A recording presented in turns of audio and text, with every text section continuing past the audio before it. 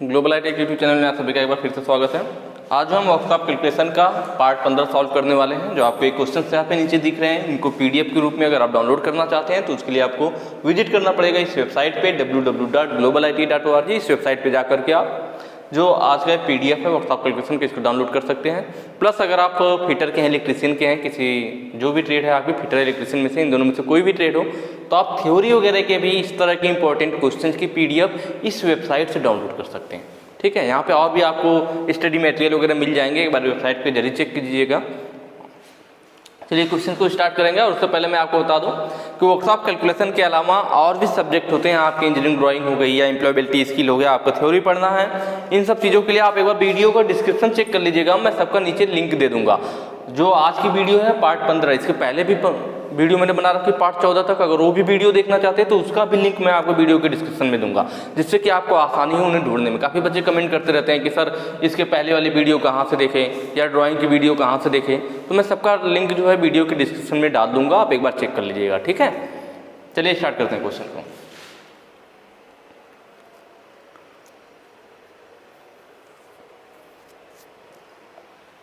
Question में कह रहा है किलो कैलोरी में 25 डिग्री सेल्सियस से 75 डिग्री सेल्सियस तक 300 ग्राम तांबे के तापमान को बढ़ाने के लिए कितनी मात्रा में ऊष्मा की आवश्यकता है। ठीक है, किसमें निकालना हमें वैल्यू, किलो कैलोरी में निकालना है। और यहाँ पे हम देख रहे हैं कि विशिष्ट ऊष्मा जो दी हुई है कैलोरी प्रति ग्राम में दी हुई है, मतलब हमारा जो आंसर आएगा किसमें, विशिष्ट ऊष्मा कैलोरी प्रति ग्राम में है, और जो वजन भी हो ग्राम में ही है। वजन हमारा किसमें है, ग्राम में है।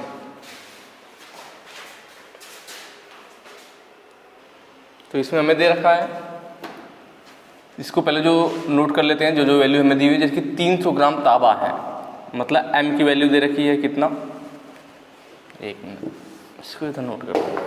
M की वैल्यू हमें दे रखी है 300 ग्राम, ग्राम में है। ठीक है, टेम्परेचर कितना बढ़ रहा है, 25 से 75 हो जा रहा है। तो डेल्टा टी का मतलब होता है तापमान में अंतर कितना हो रहा है। हम क्या करते हैं, T2 माइनस T1 कर लेते हैं, दूसरे टेम्परेचर में से पहले टेम्परेचर को घटा लेते हैं।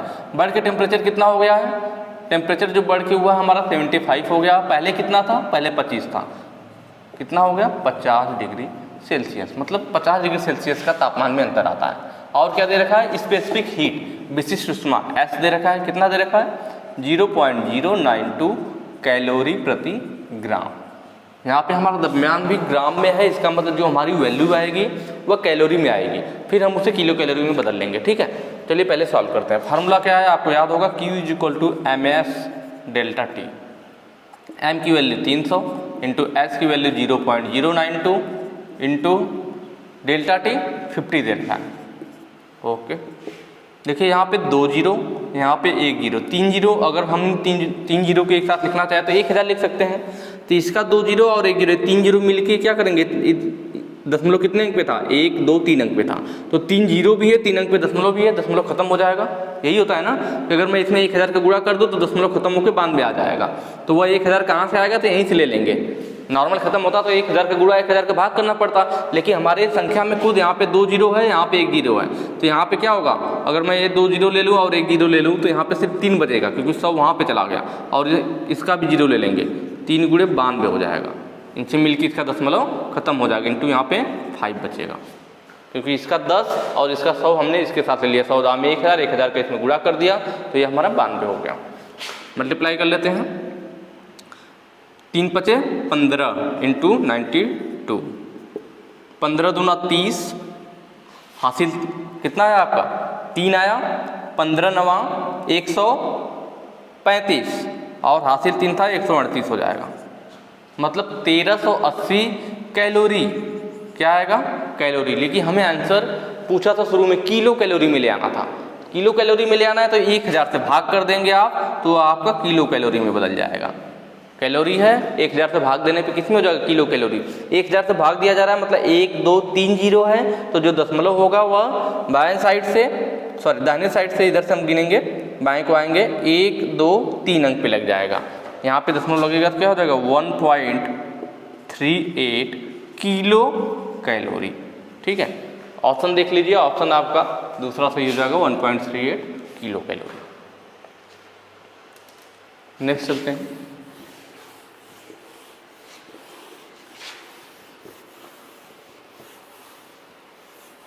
अगला क्वेश्चन कह रहा है फोर्जिंग के उद्देश्य से 400 किलो वजन वाले तांबे के पिंड होगा, यहाँ पे तांबे के पिंड द्वारा 40 डिग्री सेल्सियस से 72 डिग्री सेल्सियस तक गर्म करने पर कितनी ऊष्मा अवशोषित की जाती है। तांबे की विशिष्ट ऊष्मा भी दे रखा है। ठीक है, पहले चीजें नोट करते हैं कि हमें वैल्यू क्या क्या दी हुई। सबसे पहला काम यही होता है, हमें दे रखा है कि 400 kilo m is equal to 400 kg वजन दे रखा है, तांबे का है। ठीक है, टेम्परेचर में कितना परिवर्तन आ रहा है, delta T is equal to T2 minus T1। Temperature में कितना अंतर आया, 40 से 72। दूसरा वाला टेम्परेचर क्या 72 है और पहला वाला क्या था 40 है। कितना आ जाएगा 40, 30, 70, 2, 72, 32 डिग्री सेल्सियस। या टेम्परेचर में अंतर हो गया। विशिष्ट ऊष्मा हमें दे रखी है specific heat S is equal to 0.09। ये सारी चीजें हमें दी हुई है, बस आसान है। देखिए इसमें द्रव्यमान क्या है, किलोग्राम में दिया हुआ है, तो हमारा जो आंसर भी आएगा वो किस में आएगा, किलो कैलोरी में आएगा। अगर ग्राम में होता वही तो कैलोरी में आता, किलोग्राम में है तो किलो कैलोरी में हमारा आंसर आएगा। चलिए सॉल्व करते हैं। Q is equal to MS delta T। M की वैल्यू 400 इंटू S की वैल्यू 0.09 इंटू डेल्टा T 32। ठीक है, देखिए वही सेम प्रोसेस, 2 जीरो है इसमें, 2 अंक पे दशमलव है, तो इस दोनों जीरो की वजह से इसका दशमलव खत्म हो जाएगा। नॉर्मल लिख लेते हैं 4 इंटू 9 इंटू 32। ठीक है, अब यहाँ पे मल्टीप्लाई कर लेंगे 4 इंटू, यहाँ पे पहले कर लेते हैं 9 दूना 18, हासिल आया 1, 9 3 27, 1 28।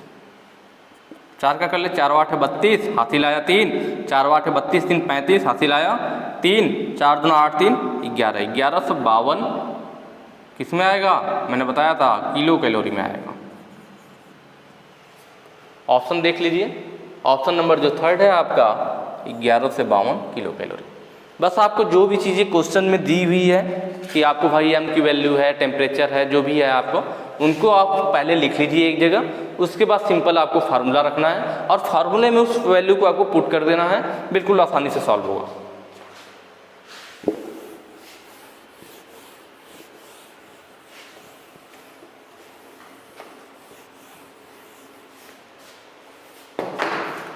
ये अगला कह रहा है उन मटेरियल को क्या कहते हैं जो रेडिएशन, कंडक्शन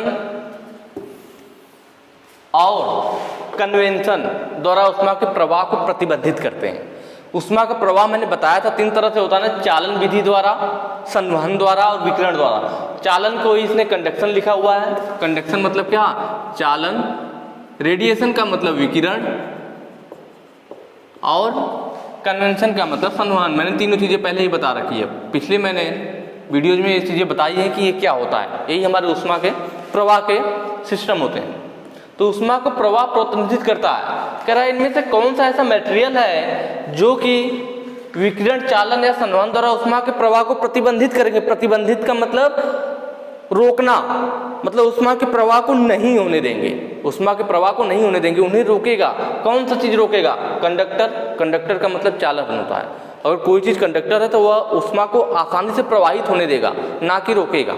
भाई कोई चीज अगर कंडक्टर, इसका मतलब तो अच्छी चीज है, ऊष्मा को आसानी से प्रवाहित होने देगा।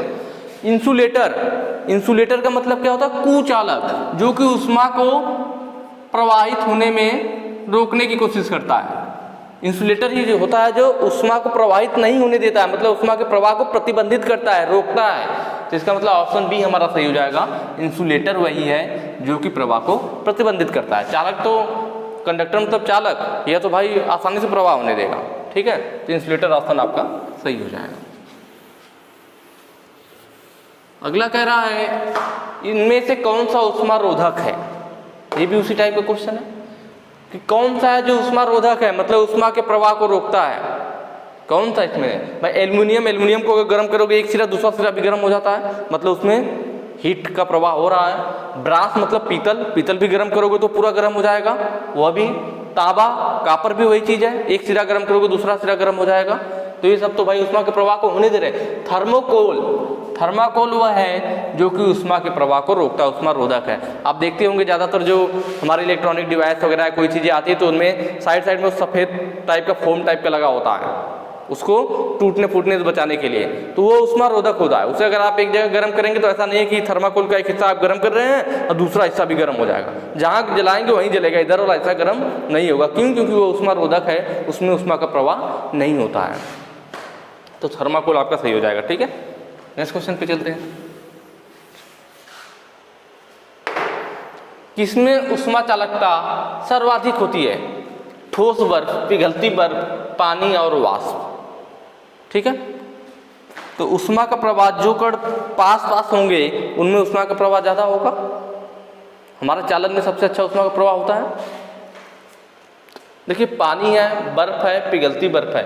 भाई पिघलती बर्फ मतलब वही पानी का ही जब पानी में बदलने की कोशिश कर रही है। और जो ठोस बर्फ है, आपको बताया गया जो ठोस होता है, ठोस में चालन सबसे जो चालन होती है हमारे कंडक्शन वाला, तो किसमें? ठोस में अच्छा होता है। तो ठोस बर्फ जो होती है उसमें उष्मा चालकता सबसे अधिक होगी। बाकी पिघलती बर्फ होगी वो तो पानी बनने की कोशिश से पानी है, वाष्प है, इनमें तो और कम होता जाएगा। तो सबसे ज़्यादा उष्मा चालकता किसमें होगा? सॉलिड आइस या ठोस बर्फ में होगा। ठीक है, नेक्स्ट क्वेश्चन पे चलेंगे। अगला कह रहा है उष्मारोधक मटेरियल का इनमें से कौन सा गुण नहीं है? कि अगर मान लीजिए कोई मटेरियल हमारे पास है और क्या है? उष्मारोधक मटेरियल है। उष्मारोधक मतलब इंसुलेटर, इंसुलेटर का मतलब कुचालक, कुचालक जो उष्मा का प्रवाह नहीं होने दे। तो अगर आपके पास कोई ऐसा मटेरियल है जो कि कुचालक है, जो उष्मा का प्रवाह नहीं होने देता है, तो उनमें से उसका इनमें से कौन सा गुण नहीं है? मतलब इसमें से एक ऐसा गुण दिया होगा जो कि इंसुलेटर का गुण नहीं होता है। इंसुलेटर का मतलब क्या हो गया? कि उष्मा का प्रवाह नहीं होने देगा। उष्मा का अगर प्रवाह नहीं होगा तो उसकी चालकता कम होगी। चालकता अच्छी है तो उष्मा का प्रवाह ज़्यादा होगा, चालकता अगर अच्छी नहीं है तो उष्मा का प्रवाह नहीं होने देगा। तो यहाँ पे देखिए लिखा है कम चालकता। सही बात है भाई, उष्मारोधक मटेरियल है, उष्मारोधक मतलब जो उष्मा को नहीं प्रवाह होने देगा तो उसकी चालकता कम होगी। तो यह गुण तो सही दिया हुआ है। आग का प्रतिरोधक, आग मतलब क्या? वही उष्मा से मतलब हो गया, आग जलेगी तभी तो उष्मा फैलेगी। तो अगर आग को वह रोकेगा इसका मतलब वो उष्मा को रोकेगा और उष्मा प्रतिरोधक कहलाएगा। तो यह भी सही है कि भाई उष्मारोधक अगर मटेरियल है तो आग का भी प्रतिरोधक होगा। कम नमी अवशोषण, वो कम नमी को अवशोषित करेगा। ठीक है, तन्यता, तन्यता यह जो गुण है यह कोई उष्मारोधक मटेरियल का गुण नहीं है। यह अलग चीज आ गई, डक्टिलिटी ना, ये आपका मटेरियल वाले चैप्टर में डक्टिलिटी आ गया अलग। तो यह जो गुण होता है तन्यता का, यह उष्मारोधक मटेरियल से इसका कोई संबंध नहीं होता है। बाकी तीनों चीजें ठीक थी। नेक्स्ट क्वेश्चन पे चलेंगे। रेफ्रिजरेटर में व्यापक रूप से उपयोग किए जाने वाला मटेरियल कौन सा है? Thermocol, polyurethane, glass wool, cork sheet. ये सारे ऑप्शन दिए हुए हैं। ये सब जो है हमारे क्या है? इंसुलेटर है, कुचालक ही है, जो उष्मा का विरोध करते हैं, उष्मा को बहने से रोकते हैं। लेकिन रेफ्रिजरेटर में पूछ रहा है, रेफ्रिजरेटर में व्यापक रूप से उपयोग किया जाना कौन सा हमारा मटेरियल है? ठीक है, रेफ्रिजरेटर मतलब फ्रीज वगैरह में जो होता है। तो रेफ्रिजरेटर में जो यूज किया जाता है वो पॉलीयूरेथेन यूज किया जाता है। पॉलीयूरेथेन एक हार्ड रबर होता है जो कि फ्लेक्सिबल टाइप का होता है। हमारे फ्रिज वगैरह में वही लगा होता है जिससे कि करंट, इंसुलेटर रहेगा तो उष्मा वगैरह के प्रवाह को भी रोकेगा प्लस करंट को भी। क्योंकि भाई बाहर की उष्मा अंदर ना जाने ना तो फ्रिज ठंडा कैसे करेगा? बाहर की उष्मा उसे उसी बराबर कर देगी। तो जो इंसुलेटर के हमारे लगाए जाते हैं पॉलीयूरेथेन के होते हैं। किसमें? रेफ्रिजरेटर में।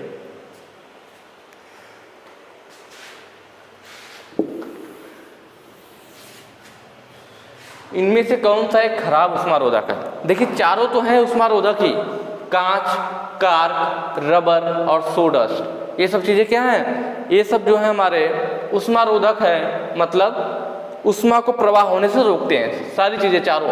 लेकिन इनमें से कौन सा सबसे बेकार है जो उष्मा को रोकने में असफल होता है? कहने का मतलब है कि इनमें से एक ऐसा ऑप्शन है जो कि अच्छा उष्मारोधक नहीं है, उतना सही उष्मा को आर पार आने से नहीं रोक पाता। तो इसमें आप ऑप्शन देखिए, आपको खुद समझ में आ जाएगा। जो पहला ऑप्शन आपको दिख रहा है कांच, जैसे आप देखते होंगे ना, अगर मान लीजिए रबर का कार्क मतलब एक हार्ड रबर टाइप का ही हो जाता है, तो रबर होगा या कार्क होगा, अगर कहीं पे लगा हुआ है, रबर ही लगा हुआ है, रबर की कोई चीज़ लगी हुई है तो उसके उस पार से इस पार जो सूर्य की रोशनी की जो हीट होती है नहीं आती है। लेकिन अगर कांच होता है, अगर आप कांच के पास बैठे हुए और धूप लग रही है तो बहुत जल्दी आप कार वगैरह में देखते हैं कांच से धूप अंदर प्रवेश कर जाती है, कांच के पास में धूप तुरंत क्रॉस कर जाती है। मतलब जो कांच है वो उष्मा का उतना अच्छा अवरोधक नहीं, उष्मा को रोक नहीं पाता है। तो कांच यहाँ पे ऑप्शन सही हो जाएगा।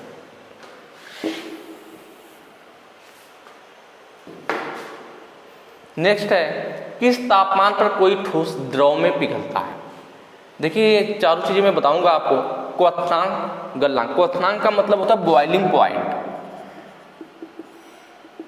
Boiling point. गलनांक का मतलब होता है मेल्टिंग पॉइंट, जिसपे कोई चीज पिघलती है। उसके बाद है फ्यूजन की गुप्त ऊष्मा और वाष्पीकरण की गुप्त ऊष्मा, मतलब भाप की गुप्त ऊष्मा बोल सकते हैं, और यह फ्यूजन को गलन बोला जाता है कि गलन की गुप्त ऊष्मा। चारों चीजें यहाँ पे हम थोड़ा सा देख लेंगे। बॉइलिंग पॉइंट या क्वथनांक, तो कोई द्रव, कोई जल जब द्रव अवस्था से वाष्प में बदलने लगे, द्रव अवस्था से किस में बदलने लगे, भाप में। अब भाप में कब बदलता है, जब जल खौलने लगता है। आपने देखा होगा जब पानी खौलने लगता है तो भाप टाइप का उड़ने लगता है। इसका मतलब उस समय जल क्या हो रहा होता है, जल जो है द्रव से भाप में, मतलब उसका स्टेज चेंज हो रहा है, उसकी अवस्था परिवर्तित हो रही है। पहले पानी था, भाप में बदल रहा। तो जब हमारा द्रव जो है पानी से भाप में बदलने लगता है तो वही हमारा क्या कहलाता है, बॉइलिंग पॉइंट कहलाता है।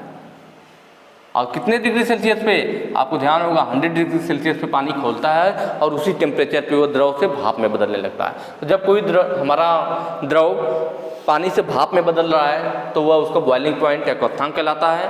और जब वह बर्फ से पानी में, या कह लीजिए ठोस से द्रव में बदल रहा है, इसमें क्या हो रहा था, इसमें द्रव से वाष्प में बदल रहा था, द्रव से वाष्प में बदल रहा था। और गलनांक में क्या होता है, ठोस से द्रव में बदलता है, ठोस से द्रव में बदलता है। जैसे बर्फ, भाई बर्फ पिघलती है ना, पहले बर्फ है, जब वो पिघल के पानी वाली अवस्था में आती है तो वही उसका मेल्टिंग पॉइंट होता है, वही उसका क्या होता है, मेल्टिंग पॉइंट होता है।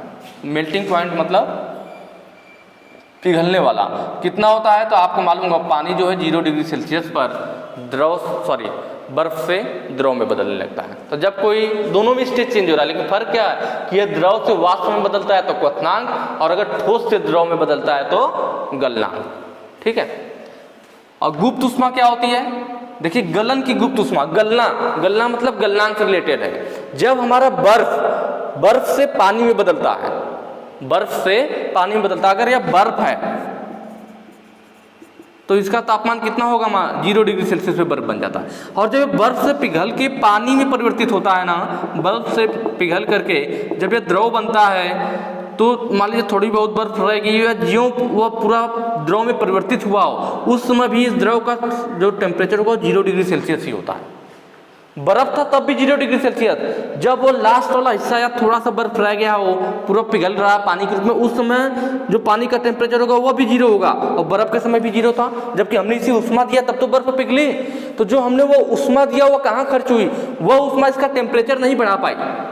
बर्फ का टेम्परेचर 0 ही था, इस पानी का भी 0 है। तो जो हमने उष्मा दिया वो उष्मा खर्च हुई बर्फ को पिघलाने में, उसकी टेम्परेचर बढ़ाने में नहीं खर्च हुई। कहाँ खर्च हुई, बर्फ को पिघलाने में खर्च हो गई। तो वो उष्मा हमें दिखाई नहीं दी। हमने सोचा इतना सारा हमने उष्मा इसको दे दिया, और यह तो बर्फ था तब भी पानी जब बदला तब ये तो 0 ही रह गया, तो उष्मा गई कहाँ। तो इसीलिए उस उष्मा को गलन की गुप्त उष्मा बोलते हैं। गुप्त मतलब छुपी हुई, जो उष्मा हमें पता ही नहीं चली कहाँ चली गई।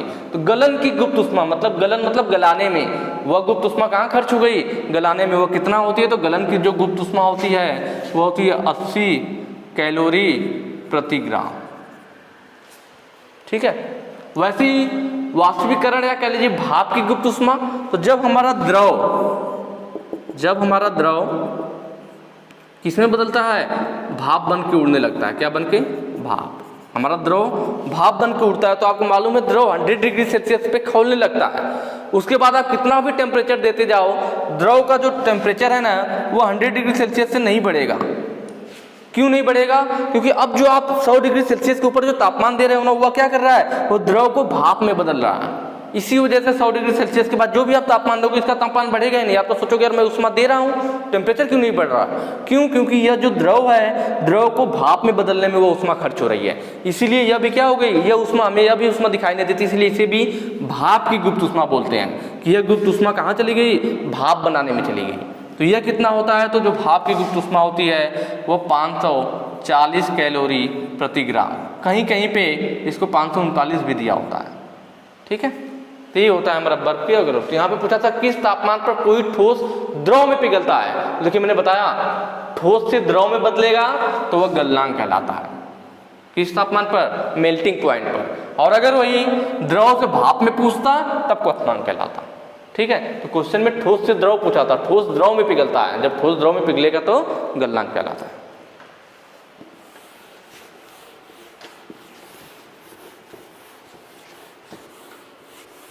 अगला क्वेश्चन पूछ रहा है एल्युमिनियम का गलनांक क्या है।